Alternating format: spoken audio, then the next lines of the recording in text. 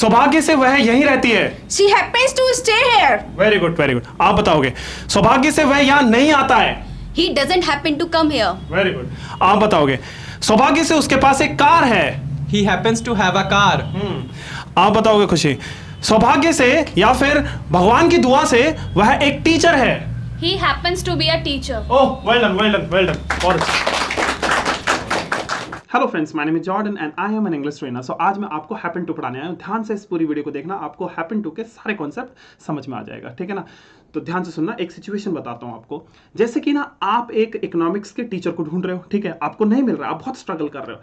Suddenly आपका एक friend मिलता है, वो बोलता है कि जिस टीचर को आप ढूंढ रहे हो वो तो आपके गली में रहते हैं, ठीक है। तो आपने तो कोई प्लान नहीं किया था ना, आपको तो पता भी नहीं था कि एक इकोनॉमिक्स के टीचर आपके गली में रहते हैं, ठीक है ना। तो ये तो आपके लिए भाग्य की बात हुई, सौभाग्य की बात हुई, है ना। जैसे कि आप बोल सकते हो बाई चांस, है ना। बाई हैपन टू को आप बाई चांस के माध्यम से समझ सकते हो, ठीक है ना।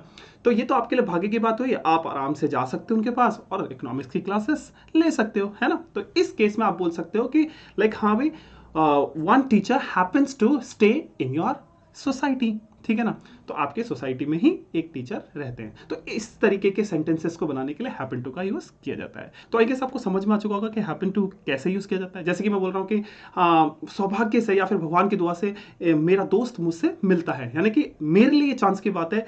या फिर बोल सकता हूँ कि सौभाग्य से मेरा दोस्त मुझसे मिलता है, यानी कि कहीं ना कहीं मेरा बेनिफिट है यहाँ पर, और कोई दोस्त मुझसे मिलते नहीं है तो वो ही मिलता है, तो भगवान की दुआ से वो मुझसे मिलता है, ठीक है ना। तो इस तरीके के सेंटेंसेस को बनाने के लिए हैपन टू का यूज किया जाता है, ठीक है।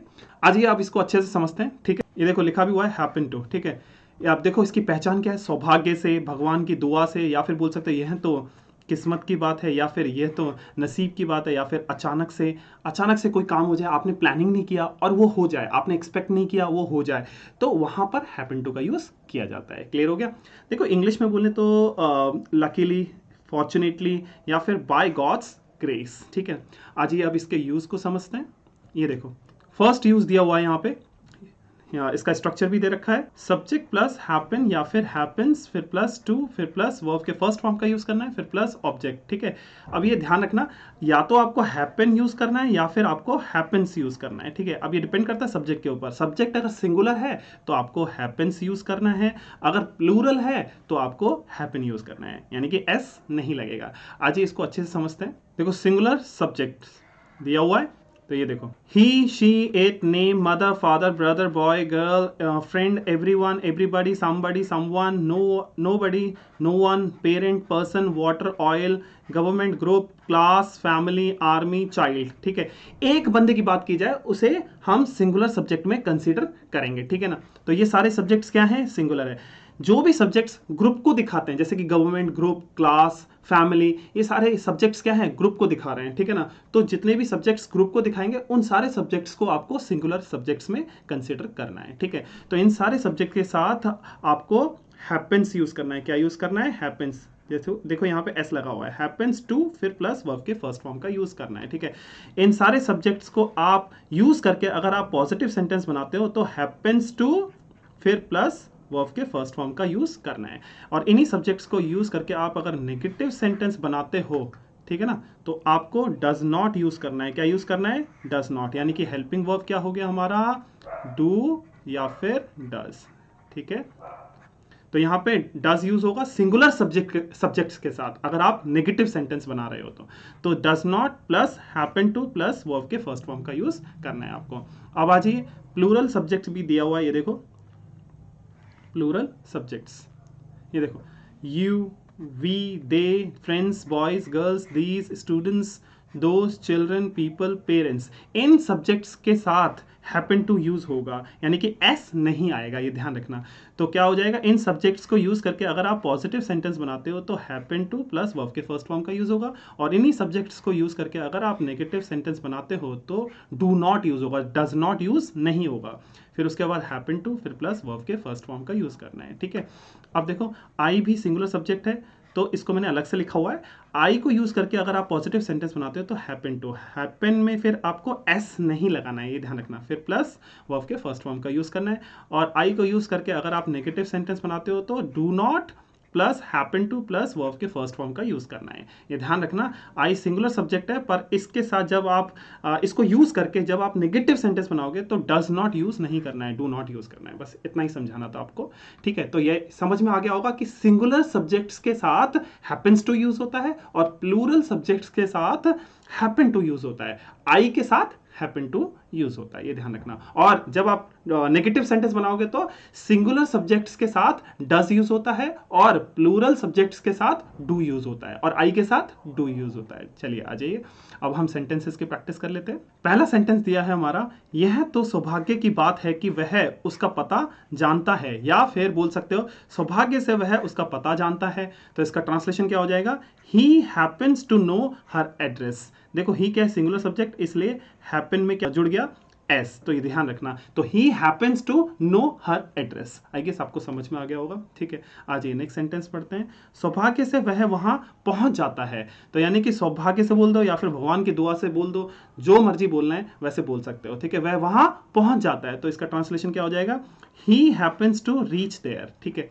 नेक्स्ट सेंटेंस पढ़ते हैं। सौभाग्य से मेरे पिता अच्छे इंग्लिश बोलते हैं, तो इसका ट्रांसलेशन क्या हो जाएगा, my father happens to speak English very well. My father happens to speak English very well. आज ये नेक्स्ट सेंटेंस पढ़ते हैं। सौभाग्य से वह इस सोसाइटी में रहता है, तो इसका ट्रांसलेशन क्या हो जाएगा, he happens to live in this society. He happens to live in this society. Clear हो गया। आ जाइए नेक्स्ट सेंटेंस पढ़ते हैं। सौभाग्य से मैं उसके बारे में सब कुछ जानता हूं, तो इसका ट्रांसलेशन क्या हो जाएगा, I happen to know everything about her. I happen to know everything about her. आज ये नेक्स्ट सेंटेंस पढ़ते हैं। ये देखो, सौभाग्य से वह यहाँ आती है, या फिर बोल सकते हो भगवान की दया से वह यहाँ आती है, तो इसका ट्रांसलेशन क्या हो जाएगा, she happens to come here. She happens to come here. आज ये नेक्स्ट सेंटेंस पढ़ते हैं। यहाँ तो नसीब की बात है कि मेरे पिता उससे मिलते हैं, तो इसका ट्रांसलेशन क्या हो जाएगा, my father happens to meet her. Clear हो गया। आज ये नेक्स्ट सेंटेंस पढ़ते हैं। यहाँ तो किस्मत की बात है कि वह मुझे देखती है। यहाँ तो किस्मत की बात है कि वह मुझे देखती है, तो इसका ट्रांसलेशन क्या हो जाएगा, शी हैपन्स टू सी मी। ठीक है।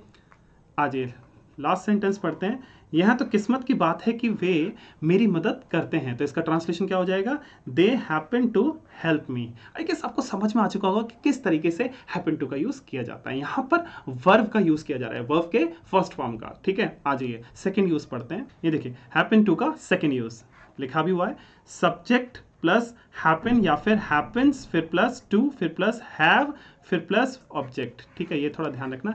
इसमें पास, कोई चीज पास में होने के लिए बोला जाएगा, यानी कि सौभाग्य से उसके पास बहुत सारा पैसा है, ठीक है ना, तो he happens to have a lot of money. ठीक है, तो ये हैव लगाना है आपको, यहाँ पे वर्ब के फर्स्ट फॉर्म का यूज नहीं करना है, थोड़ा ध्यान रखना है इस चीज का। ठीक है।